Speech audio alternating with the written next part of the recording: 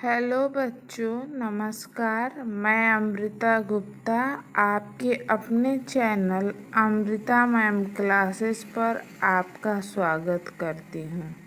पिछले लेक्चर में आपको टेंसाइल स्ट्रेंथ के बारे में पढ़ाया गया था।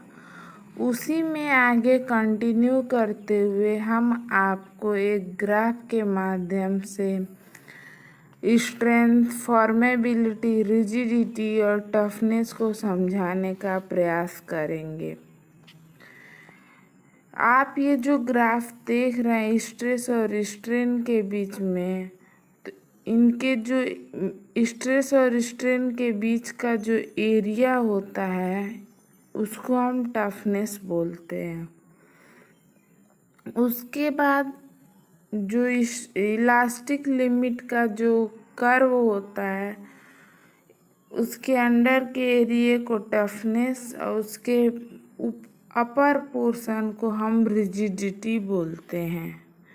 उसके बाद हम स्ट्रेन के तरफ फ्लूइडिटी को दिखाते और स्ट्रेस के तरफ स्ट्रेंथ को दिखाते हैं। तो हम आइए समझते हैं कि स्ट्रेंथ क्या होता है।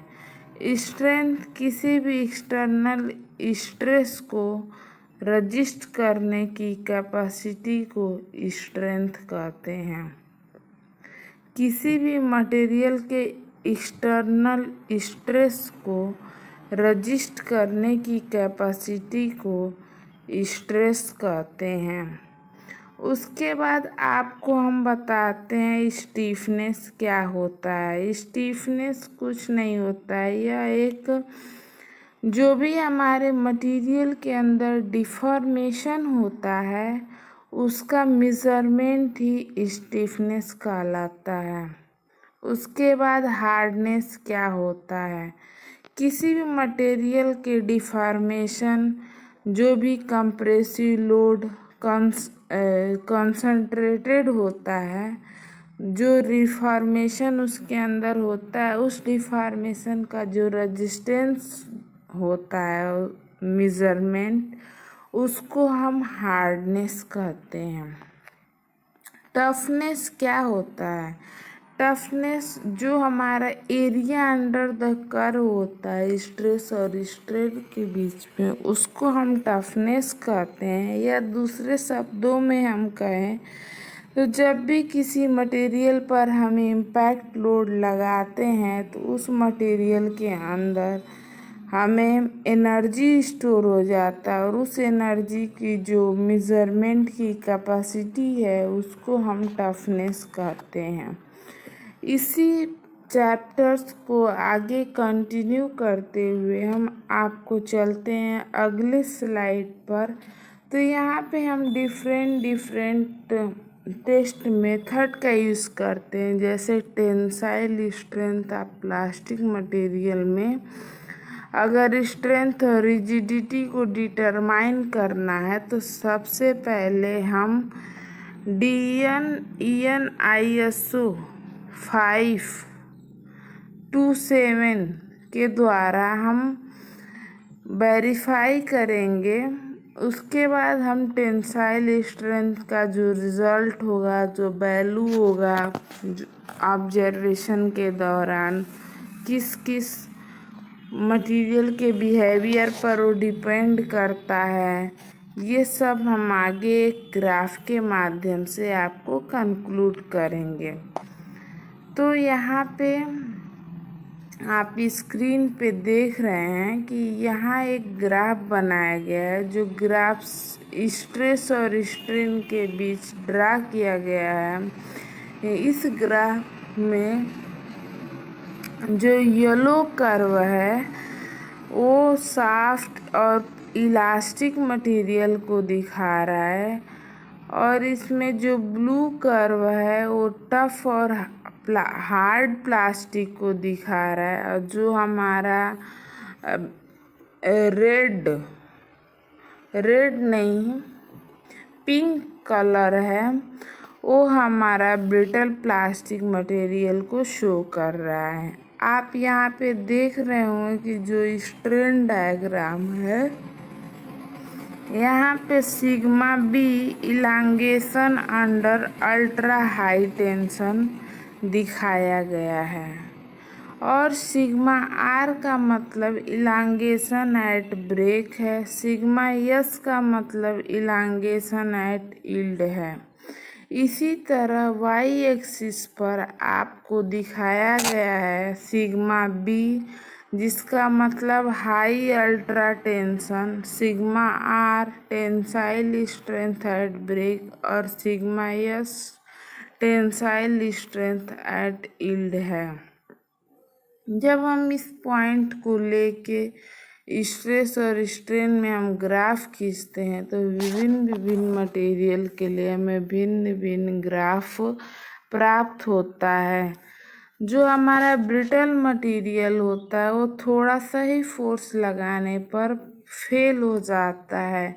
सॉफ्ट और इलास्टिक मटेरियल का ग्राफ काफ़ी लंबा जाता है। टफ और हार्ड मटेरियल का ग्राफ थोड़ा सा ब्रिटल नेचर का होता है और थोड़ा सा सॉफ्ट प्लास्टिक मटेरियल के नेचर का होता है, मतलब दोनों का मिक्सअप ग्राफ होता है। अब इस ग्राफ के बाद हम आगे आपको कंटिन्यू करते हैं कि टेंसाइल इलांगेशन क्या होता है। किसी भी मटेरियल को टेंशन में जो भी हम स्ट्रेच करते हैं तो उसको हम टेंसाइल इलांगेशन कहते हैं। टेंसाइल इलांगेशन के द्वारा हम इलास्टिक डिफॉर्मेशन और प्लास्टिक डिफॉर्मेशन दोनों का मेजरमेंट करते हैं। उसके बाद हम इसमें क्या होता है कि इलांगेशन टेंसाइल जो इलांगेशन होता है वो स्ट्रेस और स्ट्रेन के बीच को एक लिंकअप करता है जिससे हमें मैकेनिकल प्रॉपर्टीज जो भी प्लास्टिक मटेरियल की है जैसे टेंसाइल टेस्ट वगैरह हम परफॉर्म करते हैं। उसके बाद आइए हम चलते हैं कि टेंसाइल इलांगेशन को कैसे एक्सप्रेस किया जाता है। तो टेंसाइल इलांगेशन को percentage of new material length in the term of original length, मतलब कि percentage of new material in the term of original length is known as tensile elongation. तो सबसे पहले हम टेंसाइल इलांगेशन को डिटरमाइन करने के लिए हम देखते हैं कि हमें एक स्पेशल गेज की ज़रूरत होती है जिससे हम टेंसाइल इलांगेशन को क्या करते हैं, मेज़र करते हैं। उसके बाद हम नेक्स्ट स्लाइड पर चलते हैं जहाँ पे हमें देख रहे हैं कि किसी भी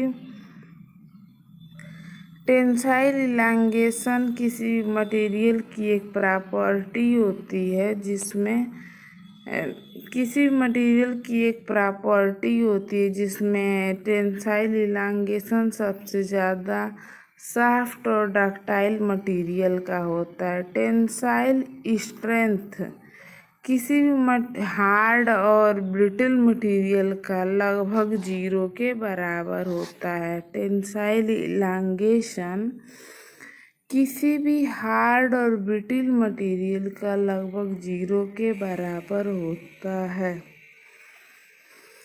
tensile high tensile force and velocity, high tensile force and elongation के द्वारा हम किसी भी मटेरियल के बिहेवियर और उसकी प्रॉपर्टीज़ का अध्ययन करते हैं जो भी उसमें सडन या रिपीट लोडिंग के कारण होता है। किसी भी नॉन रिजिड मटेरियल जैसे रबड़ और प्लास्टिक होते हैं बहुत ज़्यादा हाई इलांगेशन होते हैं ब्रेक होने तक, क्योंकि इसमें क्रॉस हेड ट्रेवल होता है जिसका मेजरमेंट इलांगेशन स्पेसिमेन के द्वारा हम करते हैं।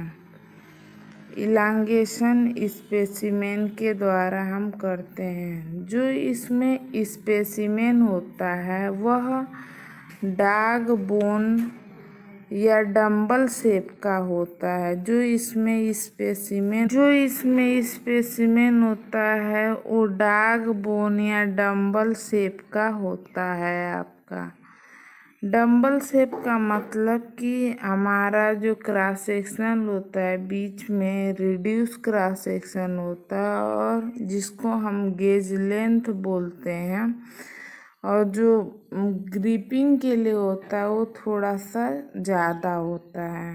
ठीक, गेज लेंथ में हम मेज़र करते हैं जो भी प्रॉपर्टीज़ है हमारी, उसके बाद मटेरियल को हम यूटीएम मशीन पर स्ट्रेच करते हैं और वो स्ट्रेच के बाद फेल हो जाता है तो हम इसको टेंसाइल इलांगेशन के नाम से जानते हैं। अब आपको एक ग्राफ दिखाया गया जिसमें टेंसाइल इलांगेशन रबर का डंबल शेप के स्पेसिमेन का किया गया है। इस डंबल शेप के स्पेसिमेन का टेंसाइल टेस्ट और इलांगेशन का एक ग्राफ खींचा गया है जिसमें आपको दिख रहा होगा कि यह ग्राफ शुरू में थोड़ा सा ज़्यादा बढ़ता है और फिर एक बढ़ता ही जाता है।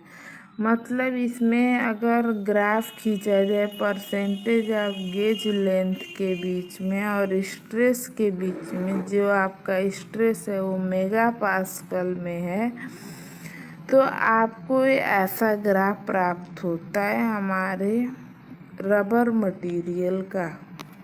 उसके बाद हम चलते हैं, आपको बताते हैं कि इलांगेशन क्या होता है। इलांगेशन बराबर जो बढ़ी हुई लेंथ होती है, जो लेंथ में चेंज होता है और अपन original length into 100। Elongation at break is the measurement in percentage। Elongation at break होता है, उसको हम परसेंटेज में मेजरमेंट करते हैं।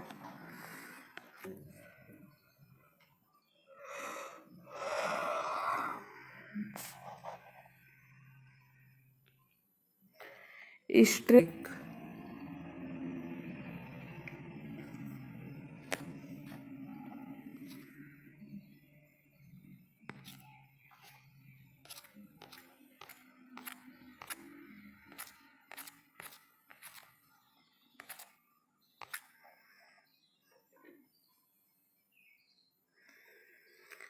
अब आइए देखते हैं कि टेंसाइल टेस्ट क्या होता है। टेंसाइल टेस्ट यह एक मतलब कि जब किसी भी टेस्टिंग मटेरियल पर हम इंडेंटर के द्वारा पुश करते हैं, उसमें हम होल्स बनाते हैं, पॉइंट करते हैं, तो उसको हम हार्डनेस टेस्ट बोलते हैं। हार्डनेस टेस्ट के द्वारा हम किसी भी इंडेंटर के डेप्थ को मेजरमेंट करते हैं, जो भी उसमें पेनिट्रेशन होता है और जो उसका साइज होता है, जो भी इम्प्रेशन होता है, उसको हम मेजरमेंट करते हैं हार्डनेस टेस्ट के अंतर्गत। तो हार्डनेस टेस्ट क्यों इम्पोर्टेंट है? हार्डनेस टेस्ट एक मैकेनिकल प्रॉपर्टीज होती है हार्डनेस, जो मतलब किसी भी प्लास्टिक डिफॉर्मेशन को रजिस्ट करता है, पेनिट्रेशन, इंडेंटेशन और स्क्रैचिंग। हार्डनेस इसलिए इम्पॉर्टेंट है इंजीनियरिंग के लिए क्योंकि resistant to wear the friction और erosion bye steam, oil and water generally increase with hardness. क्योंकि जो भी हमारा मटेरियल है, अगर फ्रिक्शन और इरोजन के द्वारा अगर उसका सरफेस हार्ड नहीं रहता है, अगर वो अगर उसका सरफेस हार्ड नहीं रहता है तो अगर वो मटेरियल जो भी उसमें स्क्रैचेज वगैरह आ जाते या फ्रिक्शन या इरोजन के कारण अगर उसमें कुछ डैमेज हो जाता है तो उसका यूज़ हम स्टीम ऑयल या वाटर के लिए नहीं करते हैं, क्योंकि अगर बहुत ज़्यादा इंडेंटेशन हो जाएगा तो उससे हमें नुकसान होगा। उसके बाद कौन सा हार्डनेस टेस्ट मटेरियल सबसे ज़्यादा एक्यूरेट होता है, तो हम आपको बता दें कि रॉकवेल हार्डनेस टेस्ट जो होता है वो सबसे ज़्यादा एक्यूरेट होता है। रॉकवेल हार्डनेस टेस्ट को सबसे पहले हम बहुत इजली तरीके से परफॉर्म करते हैं और यह सभी टेस्टिंग मटेरियल मेथड में सबसे ज़्यादा एक्यूरेट होता है। रॉकवेल हार्डनेस टेस्ट और ब्रिटल हार्डनेस टेस्ट में क्या डिफरेंस होता है, तो ब्रिनल हार्डनेस टेस्ट जो होता है उसमें हम डायामीटर जो इम्प्रेशन होता है उसके डायामीटर को कैलकुलेट करते हैं इंडेंटेशन के द्वारा, जबकि रॉकवेल हार्डनेस मटेरियल की जो डेप्थ का पेनिट्रेशन होता है उसको हम कैलकुलेट करते हैं किसी भी सरफेस मटेरियल पे। उसके बाद हार्डनेस का क्या एग्जाम्पल है, some common of hard material are ceramic, concrete, certain metals and super hard material and which can soft matters. उसके बाद हार्डनेस टेस्ट क्यों करते हैं, the application of hardness testing enable you to evaluate the material properties such as strength, ductility and wear resistance, so help you determine whether a material or material treatment is suitable for the purpose you require. So hardness test is important. Hardness is the fundamental properties of any material in the case of plastic or metal. उसके बाद हम आपको इस lecture को यहीं समाप्त करते हैं। हम अगले लेक्चर में इसके आगे की बातों को बताएंगे। धन्यवाद।